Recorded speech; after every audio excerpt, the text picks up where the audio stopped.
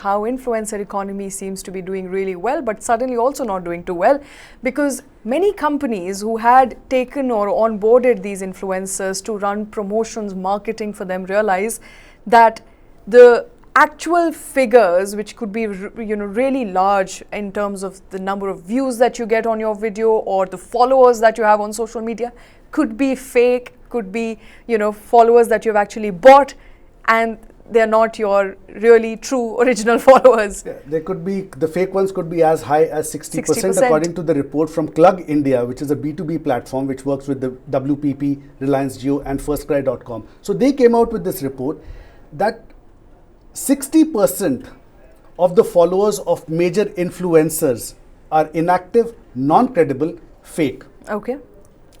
Now, and these fake followers are in different forms. There's synthetic bots, which are not real, fake human farms, so basically just hyping up the numbers. So brands are taking the biggest hit. Close to 60%, as I said, followers of leading brands are seemingly not real. There are close to 80 million social media influencers in India. A huge number. So that is how many, and 60% of their followers, if they are not real. So you're looking at how the amount of money that could be spent on influencer-driven marketing will rise 25% by 2025 to a figure as big as 2,500 crores. Just influencer-driven marketing by leading brands in India. So that is the amount of money we are looking at. If they are putting that kind of money, and if only 40% of that is giving them returns and 60% is just going somewhere where nobody knows where, to something that is unreal, not real, then you can see how much correction there needs to be done in this space in the brand marketing.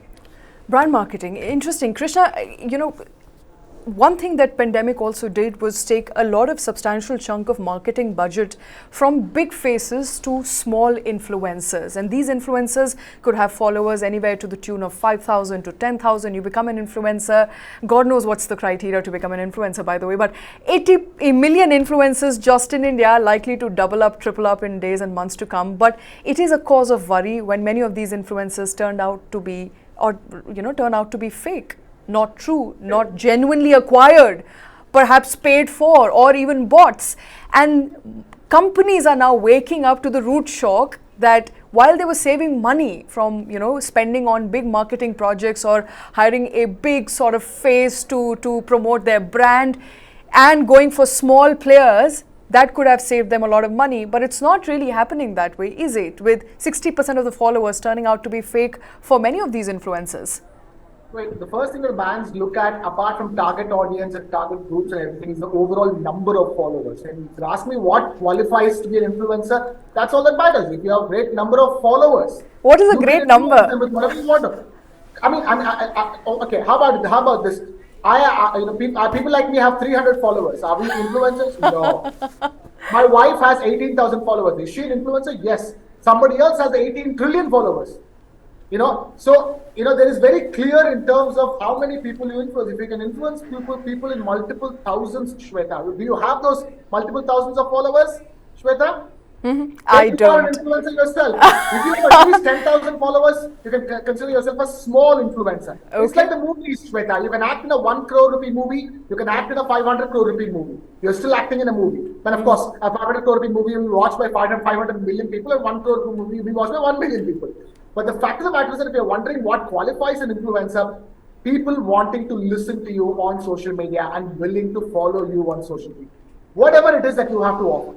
You could be offering travel advice, relationship advice, health tips, investment tips, life tips, or just you're going to put up pictures of your cat or your dog, because that's interesting, and people are willing to follow any updates on that front as well. It doesn't even have to be anything that is productive or that is completely useful. If you want to understand what is an influencer, it's really simple. Whether you like it or not, whether I like it or not, at least 10,000, 20,000 people are willing to follow the updates of that particular individual or entity that registers themselves with a social media account. So I'm very clear as to what an influencer is. It's very simple. It's not about the most important information. It's not about the greatest things in the world. It is just that I have to say something, and at least 10,000 people are willing to listen. Right. Whereas brands are concerned, because let's face it, neither you nor me, 10,000 people are not willing to listen to what you and I have to say at this stage. Whereas I have a friend who puts up pictures of their dog. 50,000 people are willing to watch what the dog ate for breakfast. So so that defines. So there you have a business proposition, a dog food manufacturing company likely to not even get, that. Yes. Not even that. Forget the brands. I'm saying that people who are willing to follow, therein you build a following, and then you have companies wanting to cash in on that following. Right. And therein is the difference that you're talking about, where they say so many following, say 10,000 following. What if out of 5,000 of them are bots?